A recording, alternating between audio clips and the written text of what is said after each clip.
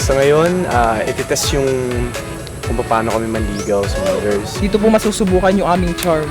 Good looks, personality. Maglilibot po kami dito sa park. Hanap kami ng girls. Sa pagkakalam ko naman po, ang tingin ko yung sa akin gusto, kung masyadong mahirapan. Actually lang po ngayon dahil maulan na, pero gagamitin ko itong time na to para makahanap ng makakasama. Yung babae ito kami. Okay lang ba? Masaya po ako na napayos ko po yung kanina na nababasa na po ng ulan. Kaya sana rin po mapayos ko yung mga superstar dyan. Kinakabahan ako. Hoping ako na umaraw para makita ako ng mga girls dito. Saka makakuha ako ng yes. Side. Parang nagulat ka.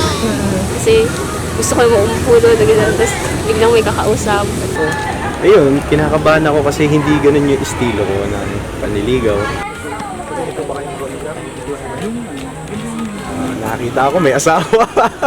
So parang awkward, diba? So itong pangatlo, sabi ko, okay na to sa'yo. Lakad meron? Basta, okay? Okay? Mabait siya.